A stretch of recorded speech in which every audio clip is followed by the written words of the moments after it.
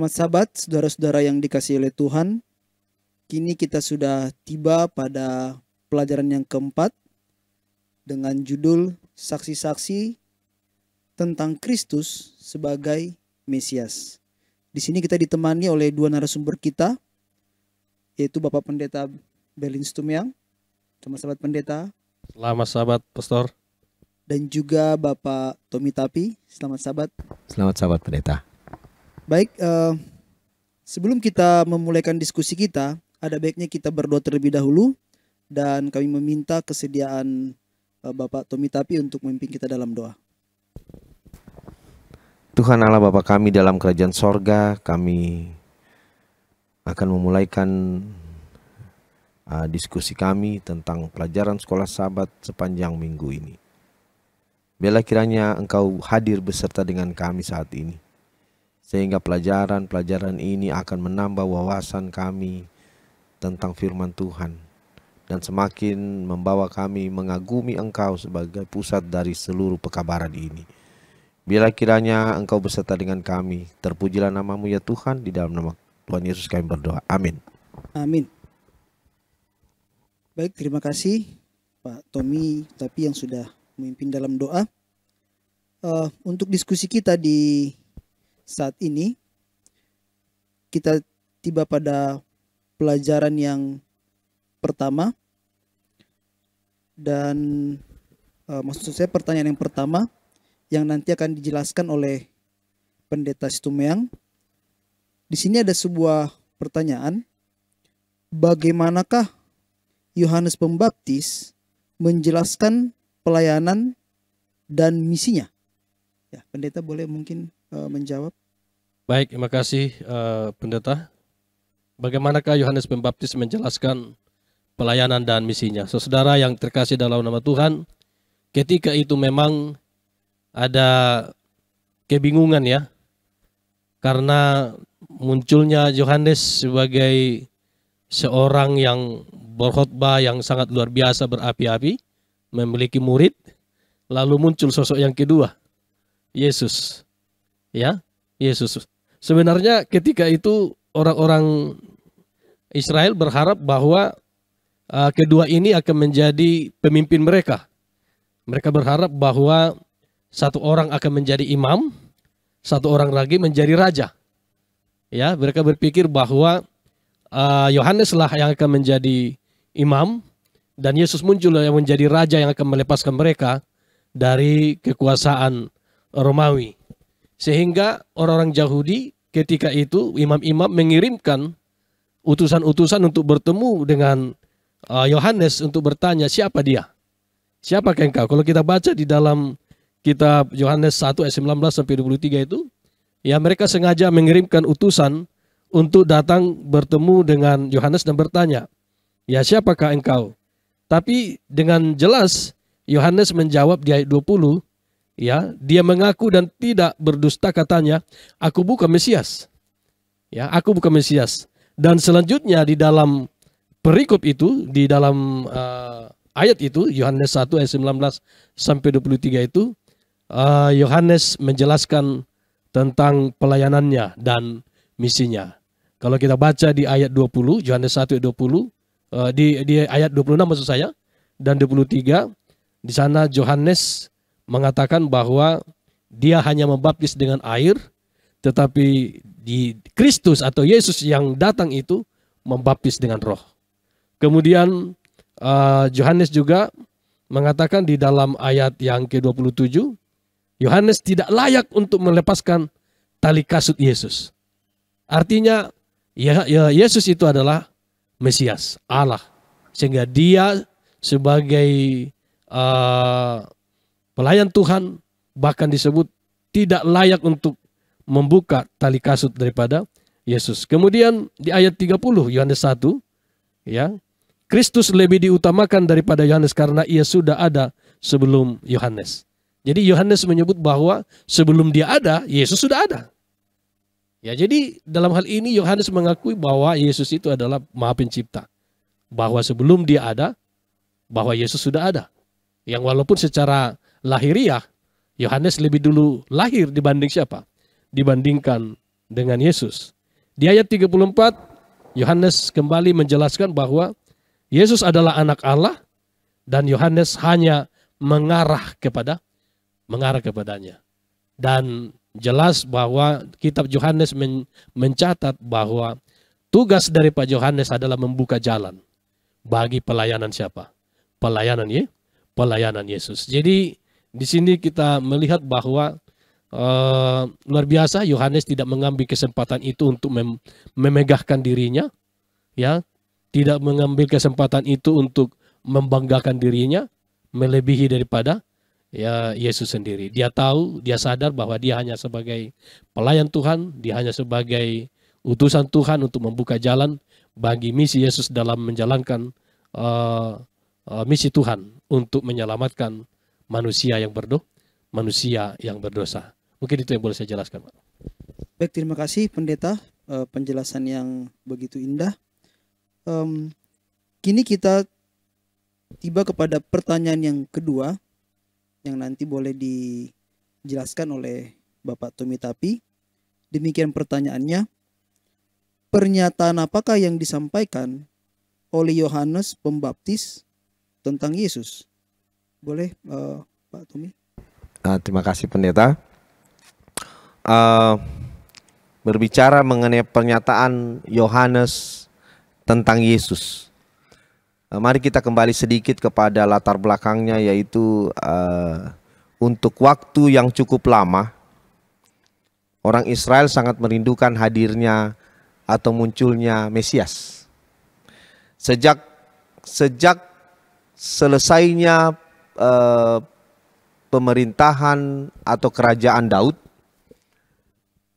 bisa kita katakan bahwa tidak ada lagi raja yang muncul sesudah Daud yang bisa menyamai zaman keemasan Israel saat itu. Sehingga tidak heran, apalagi ketika kerajaan utara dan kerajaan Israel dan Yehuda itu ditaklukkan oleh bangsa-bangsa lain, dan orang Israel, Bani Israel dibawa ke dalam pembuangan, maka kemudian pengharapan mereka akan datangnya Mesias itu menjadi semakin menggebu-gebu. Mereka menantikan dari generasi ke generasi akan munculnya Sang Mesias. Ketika mereka sampai kepada situasi bahwa mereka ada di bawah penjajahan, maka bagi mereka paradigma mereka adalah terfokus kepada penjajahan itu sendiri, lepas dari penjajahan itu.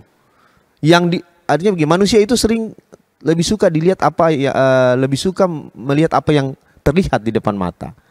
Ketika situasinya adalah tentang bahwa mereka ada di dalam penjajahan, baik oleh bangsa Babel, lanjut kepada bangsa-bangsa lain, yang sampai pada zaman Yesus adalah bangsa Roma, maka lepas dari penjajahan adalah tema yang selalu didengung-dengungkan.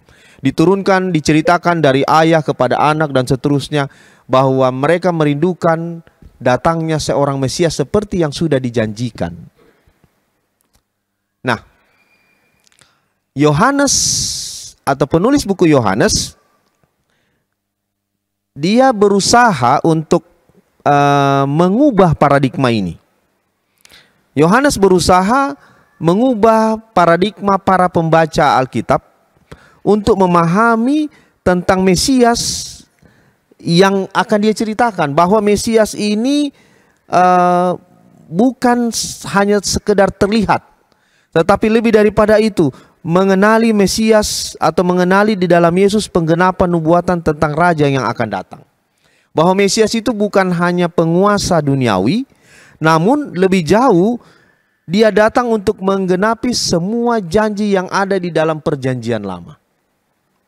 Yesus datang sebagai Mesias untuk menggenapi janji di dalam perjanjian lama. Dan peran dari Yohanes Pembaptis adalah mengukuhkan hal itu. Apa pernyataan yang Yohanes Pembaptis katakan tentang Yesus? Dia menggunakan term anak domba Allah. Lihatlah anak domba Allah. Ya, dia tidak menggunakan lihatlah raja orang Israel. Dia menggunakan kalimat lihatlah anak domba Allah. Dengan kata lain, Yohanes Pembaptis menyokong ide dari penulis buku Yohanes.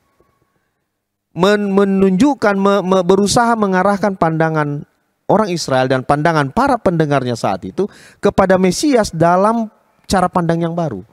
Bahwa bukan hanya sekedar duniawi, tetapi Yesus lebih kepada membebaskan mereka dari dosa, penjajahan dosa. Ketika merujuk menyebut Yesus sebagai anak domba Allah, dengan demikian mengingatkan orang Israel kepada upacara-upacara yang mereka lakukan selama ini. Bahwa harus ada darah yang tertumpah untuk dosa-dosa mereka. Sehingga ketika Mesias diperkenalkan sebagai anak domba Allah, dengan demikian Yohanes ingin memperkenalkan bahwa inilah Mesias Yesus yang datang untuk membebaskan kita dari dosa. Jadi Yohanes Pembaptis mengawali kesaksiannya, membuka paradigma yang baru, membawa orang pada paradigma yang baru, cara pandang yang baru, bahwa Yesus Sang Mesias ini datang dalam pengertian yang jauh berbeda dari yang mereka pahami dan mereka harapkan. Lebih tinggi dari sekedar penjajahan dunia, tetapi kepada penjajahan dosa. Ya, dengan memperkenalkan Yesus sebagai anak domba yang harus tersembelih untuk keselamatan jiwa-jiwa. Barangkali itu yang bisa saya berikan. Baik, terima kasih untuk Pak Tommy Tapi untuk penjelasan yang begitu indah. Dan kini tibalah kita pada pertanyaan yang ketiga, di mana di sini ada sebuah pertanyaan yang boleh kita renungkan bersama, yang nanti boleh dipaparkan oleh pendeta. Demikian pertanyaannya, apakah yang dilakukan oleh kedua murid Yohanes setelah mendengar kesaksian Yohanes tentang Yesus? Boleh Pak Pendeta menjelaskan? Oke, baik, terima kasih. Ini dikutip dari Yohanes 1 ayat 35 sampai 39 ya. Jadi ketika Yohanes sedang berusaha mengarahkan murid-muridnya dan semua orang untuk lebih mengenal kepada Yesus, murid-murid mendengar, murid-murid memperhatikan, murid-murid Yohanes memperhatikan. Di ayat 36 dikatakan, dan ketika ia melihat Yesus lewat, ya, Yohanes melihat Yesus lewat, dia berkata, lihatlah anak domba Allah. Jadi Yohanes katakan, lihat, ketika Yesus sedang lewat, Yohanes katakan, lihatlah anak domba Allah. Murid-murid yang mendengar itu memperhatikan apa yang dilakukan. Pertanyaannya tadi sini, apa yang dilakukan kedua murid itu? Kedua murid itu salah satunya Andreas, tapi yang satu tidak disebutkan siapa ya. Andreas, tapi ada dua murid. Tiba-tiba dikatakan di sini dalam ayat yang ke-37, lalu mereka pergi mengikut Yesus. Itu yang pertama. Setelah mereka mendapatkan petunjuk dari Yohanes bahwa Yesus adalah anak domba Allah seperti yang Pak Ketua tadi sampaikan, mereka segera meninggalkan Yohanes dan mereka dikatakan di dalam ayat ini mengikut Yesus. Kemudian setelah mereka mengikut Yesus, apa yang terjadi? Yesus menoleh dan melihat kepada mereka. Yesus katakan, apa yang kau cari? Lalu murid-murid Yohanes itu bertanya, di manakah engkau tinggal? Lalu Yesus katakan, mari kamu akan melihatnya. Kemudian kedua murid ini mengikut Yesus di mana dia tinggal. Jadi artinya bahwa setelah mereka mengikut Yesus, mereka tinggal bersama dengan Yesus. Setelah itu, apa yang dilakukan lagi? Dikatakan di sini, mereka akhirnya tinggal menetap bersama dengan siapa? Bersama Yesus. Jadi mereka menjadi pengikut Yesus dan mereka meninggalkan Yohanes, ya. Mereka meninggalkan Yohanes dan pada akhirnya mereka mengikut Yesus, tinggal bersama dengan Yesus, dan pada akhirnya mereka menjadi murid daripada Yesus. Pelajaran apa yang boleh kita dapatkan di sini? Kita melihat bahwa Yohanes telah membuktikan kepada kita semua, pembaca Alkitab, khususnya kitab Yohanes, bahwa Yesus adalah Mesias yang harus kita ikuti, bukan Musa, bukan Yohanes ya dirinya, atau bukan yang lain. Tetapi kita semua harus merujuk kepada Yesus yang adalah anak domba domba Allah. Sebagaimana murid-muridnya meninggalkan dia dan pada akhirnya mengikut Yesus. Biarlah kita juga sebagai umat Tuhan meyakinkan diri hari ini melalui membaca kitab Yohanes. Mari kita mengikut Yesus. Dia adalah anak domba Allah yang menjadi penebus bagi kita semua. Makasih pendeta. Baik, terima kasih pendeta untuk penjelasan yang begitu indah. Kini kita tiba di pertanyaan yang keempat. Demikian pertanyaannya. Apakah yang telah dinyatakan oleh pekabaran Filipus tentang imannya kepada Yesus? Bagaimanakah kesaksian Nikodemus mendukung tema dari Injil Yohanes? Boleh Bang Tommy atau Pak Ketua Tommy Tapi memberikan jawabannya? Oke. Oke, kita sampai kepada Filipus. Tadi sudah Andreas dan seorang murid yang lain. Ini kelebihan dari Yohanes ya. Menurut penulis Kristen Nyonya White, dia menyebutkan bahwa murid yang kedua itu adalah Yohanes. Ya. Dan ketika Yohanes sang penulis Injil itu menulis cerita ini, dia tidak menyebutkan namanya. Dia menyebutkan bahwa Andreas dan murid yang lain. Dari kalimat itu banyak pelajaran yang bisa kita ambil. Bisa kita mengartikan bahwa Yohanes tidak ingin memunculkan dirinya. Yohanes ingin memunculkan Andreas. Dia hanya ada di belakang layar. Namun lebih jauh kepada kita pembaca saat ini, bila mana kita membaca cerita itu, maka kita mungkin bisa menempatkan nama kita di murid yang tidak disebutkan namanya. Jadi Andreas dan Tommy, dan Andreas dan Pak Pendeta. Ya, jadi kita bisa mengandaikan diri kita menjadi bagian dari kedua murid itu. Nah, ada yang menarik dari Filipus. Ketika Yesus, jadi Filipus ini adalah cerita ketika dia ingin menjangkau Nathanael. Ya, Nathanael. Jadi Andreas memperkenalkan Yesus kepada Simon Petrus. Lalu kemudian Filipus memperkenalkan Yesus atau membawa Nathanael kepada Yesus. Yang menarik adalah cara yang Nathanael lakukan itu sama dengan cara yang Yesus lakukan.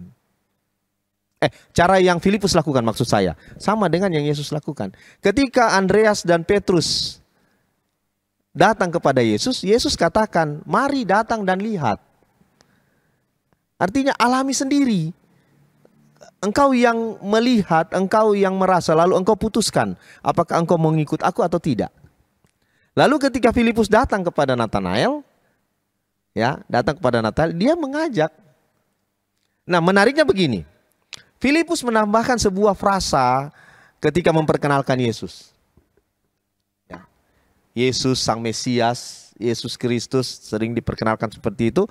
Tapi Filipus memperkenalkan Yesus kepada Nathanael dengan kalimat Yesus orang Nazaret. Nah, ini problem di sini. Ya, problem bagi Nathanael. Bagi kita pembaca saat ini, kita tidak terlalu mengerti Nazaret itu di mana, Nazaret itu apa, sebesar apa Nazaret. Tapi bagi Nathanael, dia tahu benar Nazaret itu di mana, sebesar apa Nazaret, bagaimana kehidupan orang di Nazaret. Makanya tidak heran pertanyaan yang Nathanael sampaikan sebagai jawaban atas cara Filipus memperkenalkan Yesus sebagai Yesus dari Nazaret adalah, apakah ada yang baik keluar dari Nazaret? Karena Nazaret itu terkenal sebagai kota yang jahat, ya kan? Apakah ada yang baik bisa keluar dari Nazaret? Lalu kemudian ketika Filipus mendengar jawaban Nathanael seperti itu, dia tidak counter.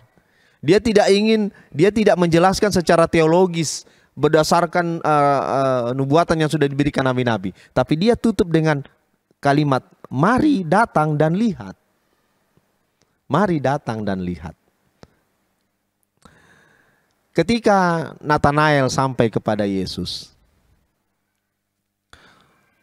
Yesus memberikan sebuah ekspresi di mana dia memuji Natanael. Natanael tidak memuji Yesus. Natanael malah meragukan tentang Yesus. Ya. Apa mungkin ada yang baik keluar dari Nazaret? Apa mungkin Yesus ini seorang Mesias sedangkan Nazaret itu adalah kota yang jahat? Lalu ketika bertemu dengan Yesus, Yesus punya tanggapan tentang Natanael adalah tidak ada orang di Israel yang lebih murni dari ini. Ini orang Israel sejati, tidak ada kepura-puraan di dalamnya. Ya. Yesus membalas keraguan-raguan Natanael dengan sebuah pujian.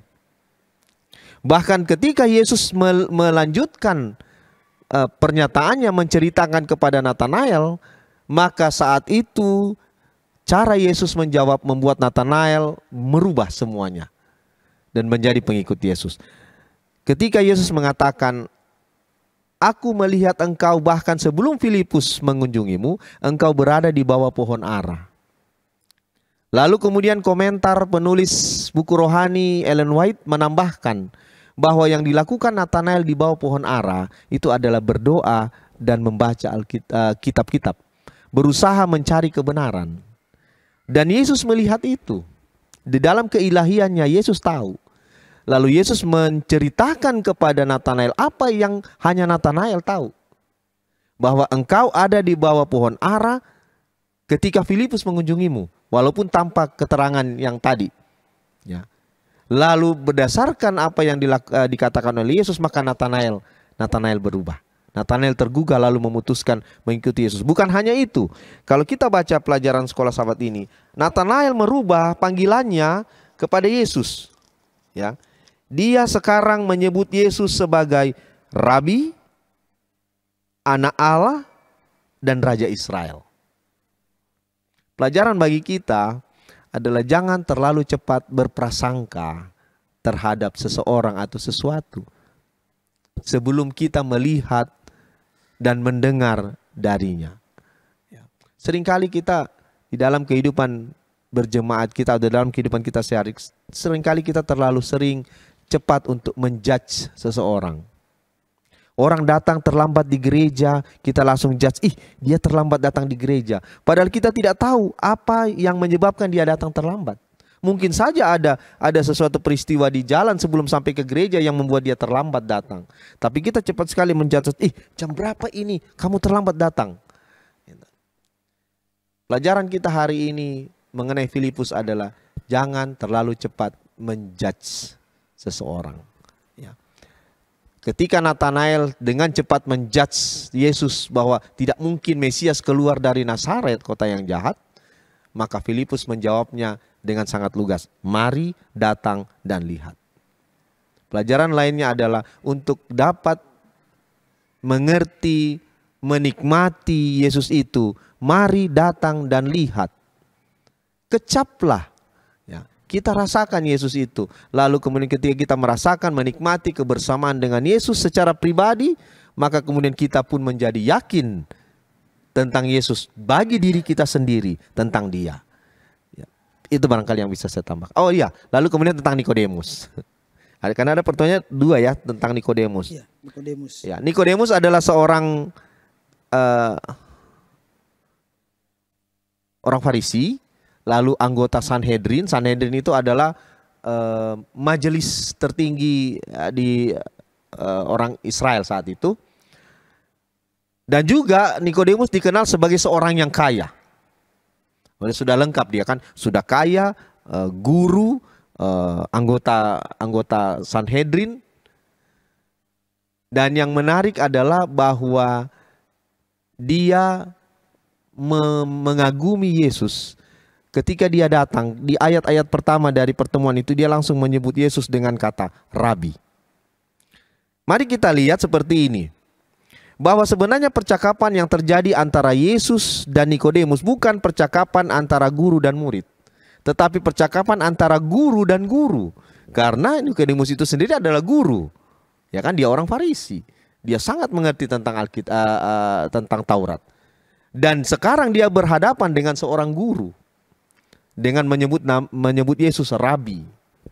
Percakapan antara guru dengan guru ini menarik. Karena mungkin kita tidak mengerti. Tetapi saat itu ketika Nikodemus berbicara dengan Yesus, Nikodemus menyadari ketidaktahuannya ketika Yesus berbicara tentang dilahirkan kembali. Dilahirkan kembali. Dan di situ Nikodemus sangat terkesan dengan Yesus ketika menyadari bahwa sesungguhnya yang guru adalah Yesus.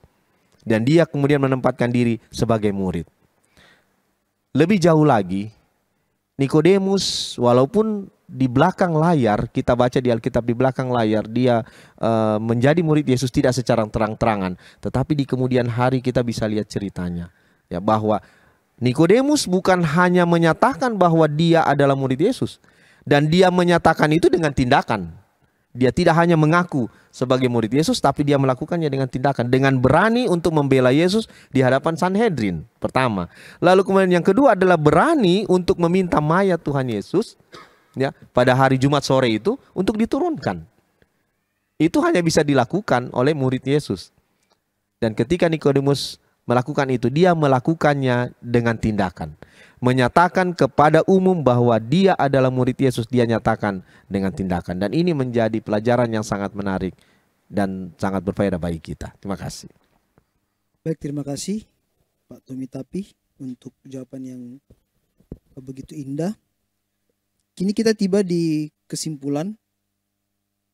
Mungkin kesimpulan kita satukan ya dengan Pak Pendeta ya. Boleh Pak Pendeta memberikan kesimpulan?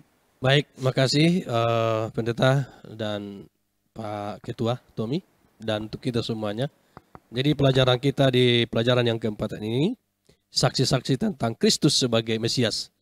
Jadi Yohanes dalam kitabnya ingin menjelaskan kepada kita dan ingin memperkenalkan bahwa Yesus adalah benar-benar Mesias yang tidak perlu kita ragukan. Dimulai dengan kesaksian Yohanes sendiri. Yohanes memperkenalkan bukan dirinya yang waktu itu boleh dikatakan sudah populer, tetapi memperkenalkan Yesus sebagai Mesias, ya, kepada imam-imam, kepada orang Israel, ahli Taurat, demikian juga kepada murid-muridnya, dan mengizinkan murid-muridnya untuk meninggalkannya dan mengikut siapa? Mengikut Yesus, ya, mengikut Yesus. Kemudian kita tahu bahwa dua murid Yohanes, ya, Andreas dan Yohanes sendiri, ya, pada akhirnya mengikut Yesus. Bukan hanya mengikut, tapi setelah itu mereka menyaksikan kepada saudaranya Petrus, yaitu Simon, ya, Simon Petrus, bahwa kami telah melihat Mesias.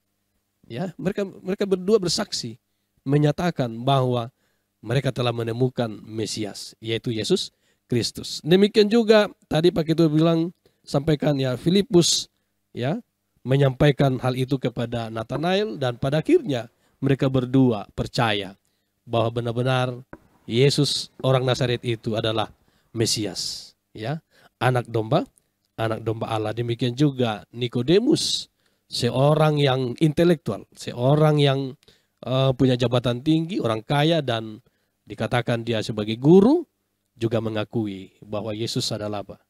Yesus adalah anak domba Allah. Yesus adalah Mesias. Jadi pelajarannya apa bagi kita semua? Bagi saya dan kita semua jangan ragu. Karena seringkali sekarang ini di zaman akhir ini kita diragukan banyak pengajaran-pengajaran yang sesat. Meragukan kealahan Yesus. Ya, bahwa Yesus itu manusia biasa saja. Bahwa dia hanyalah nabi, begitu ya. Tetapi kita melalui kitab Yohanes dan pelajaran minggu ini mengingatkan kita bahwa jangan ragu bahwa Yesus adalah anak Allah, dia adalah anak domba Allah, dia adalah juru selamat, dia adalah Allah yang sudah menebus kita. Mudah-mudahan menjadi pelajaran yang sangat baik bagi saya dan bagi kita semuanya. Kiranya Tuhan memberkati. Baik, terima kasih Pendeta untuk kesimpulannya, dan biarlah apa yang telah kita pelajari melalui diskusi Sekolah Sabat ini boleh kita memetik pelajaran-pelajaran yang berharga yang boleh kita aplikasikan di dalam kehidupan kita masing-masing. Baik, untuk menutup akan diskusi kita mengundang pendeta untuk berdoa. Mari kita berdoa. Tuhan Bapa di sorga, terima kasih untuk diskusi kami pada sabat ini, bahwa Yesus adalah Mesias, Yesus adalah Allah, Yesus adalah Juru Selamat, Anak Domba Allah, yang telah mati menebus kami orang yang sudah jatuh di dalam dosa, agar kami memiliki hidup di dalam Kristus, sebagaimana Yohanes telah saksikan, sebagaimana Andreas, demikian Yohanes dan murid-murid yang lain, demikian juga Filipus, Nathanael, Nikodemus telah membuktikan bahwa Engkau adalah Mesias yang dinubuatkan dalam kitab-Mu dan telah mati untuk kami. Terima kasih Tuhan untuk pelajaran yang sangat berharga ini, menjadi pegangan bagi kami semua untuk tidak ragu dan menerima Engkau sebagai Tuhan dan Juru Selamat kami. Memberkati kami semuanya, memberkati pemirsa dimanapun saudara kami berada, biarlah Tuhan berkati mereka, tumbuhkan iman kami semakin teguh di dalam Engkau sampai Maranatha Tuhan datang. Inilah doa dan permohonan kami Tuhan, di dalam nama Yesus kami telah berdoa. Amin. Baik, demikianlah diskusi kita telah selesai. Kiranya Tuhan memberkati kita semua. Amin.